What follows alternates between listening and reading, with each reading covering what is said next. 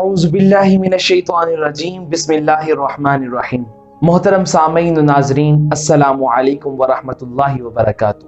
آج سلسلہ احادیث مبارکہ کی 7ویں نشست میں ہم اللہ تعالیٰ کی ذات پر توکل کرنے کے حوالے سے جانیں گے کہ حضور علیہ الصلوۃ والسلام نے کیا ارشاد فرمایا۔ اس سے پہلے ہم توکل کی تعریف دیکھتے ہیں کہ کسے کہتے ہیں۔ اسباب اور تدابیر کو اختیار کرتے ہوئے صرف اللہ تعالیٰ کی ذات پر اعتماد اور بھروسہ کرنا یہ توکل کہلاتا ہے۔ امام غزالی رحمۃ اللہ تعالی علیہ آپ فرماتے ہیں کہ یہ 3 چیزوں کے مجموعے کا نام توکل ہے۔ وہ فرماتے ہیں کہ علم، کیفیت اور عمل، ان 3 چیزوں کے مجموعے کا نام توکل ہے۔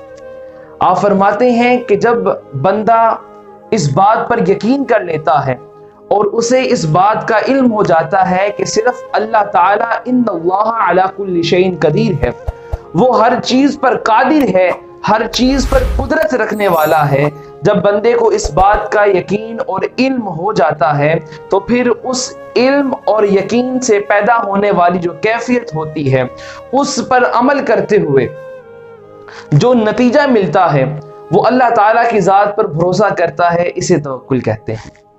اللہ رب العزت نے متعدد مقامات پر توکل کی اہمیت کو اجاگر کرتے ہوئے ارشاد فرمایا، وَمَن يَتَوَكَّلْ عَلَى اللَّهِ فَهُوَ حَسْبُهُ۔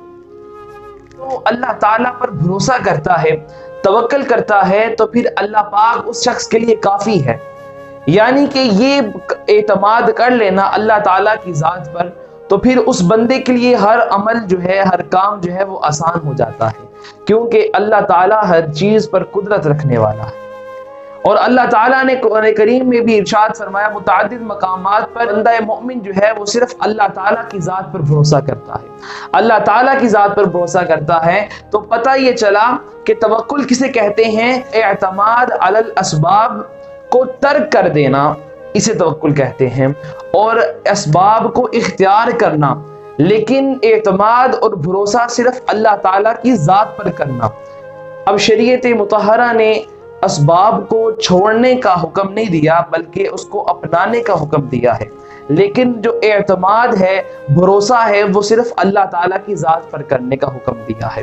اسی طرح حضور علیہ الصلوۃ والسلام کی بارگاہ میں ایک صحابی رسول آتے ہیں، عرض کرتے ہیں، یا رسول اللہ صلی اللہ اعقلها واتوکل او اطلقها واتوکل۔ عرض کی یا رسول اللہ صلی اللہ علیہ وسلم کہ میں اونٹ کو باندھ کر توکل کروں، اونٹ کو باندھ کر اللہ تعالیٰ کی ذات پر بھروسہ کروں، یا کھول کر؟ تو حضور علیہ الصلوۃ والسلام نے ارشاد فرمایا، اعقلھا، اسے باندھ کر پھر اللہ تعالیٰ کی ذات پر بھروسہ کرو۔ یہ باندھنا جو ہے، رسی کے ساتھ جو باندھ دینا ہے تاکہ وہ کہیں جائے نہیں، پتہ یہ چلا کہ یہ سبب میں سے ہوا، لیکن بھروسہ اور توکل کس پر کرنا ہے؟ وہ اللہ تعالیٰ کی ذات پر کرنا ہے۔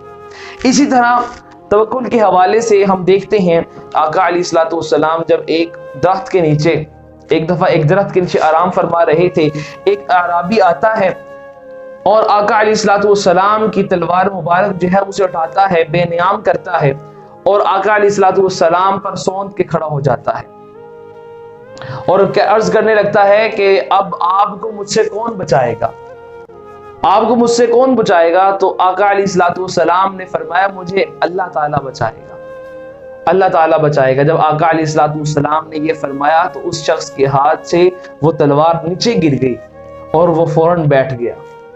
آقا علیہ الصلوۃ والسلام نے تلوار اٹھائی اور اسے جانے دیا، اسے کچھ نہیں کہا۔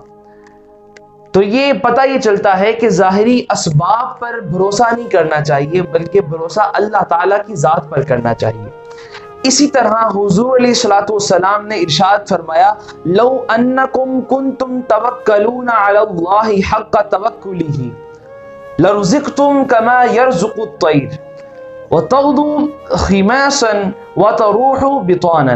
حضور علیہ الصلوۃ والسلام نے ارشاد فرمایا کہ اگر تم اللہ تعالیٰ کی ذات پر اس طرح توکل کرو کہ تم توکل کرنے کا، بھروسہ کرنے کا حق ادا کر دو، اور پھر تمہیں اس طرح سے لرزقتم कमा यरज़ुक़ु तैर, तुम्हें इस तरह से रिज़्क़ दिया जाएगा जैसे परिंदों को रिज़्क़ दिया जाता है। वो सुबह के वक्त भूखे निकलते हैं, जब वापस आते हैं तो उनके पेट भरे हुए हो। उन परिंदों ने खाना खाया होता है क्योंकि अल्लाह पाक ने उन्हें रिज़्क़ दिया होता है।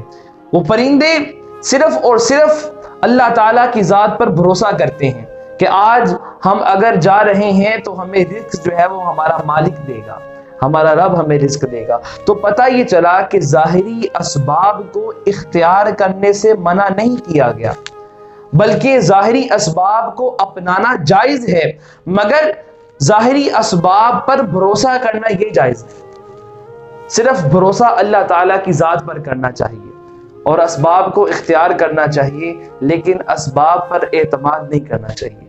अल्लाह रब्बुल इज़्ज़त की बारगाह में दुआ है कि मालिक कायनात हमें अपनी ज़ात पर भरोसा करने की, तवक्कुल करने की तौफीक अता फरमाए और बेहतरीन असबाब अल्लाह पाक हमें अता फरमाए। वमा अलैया इल्लल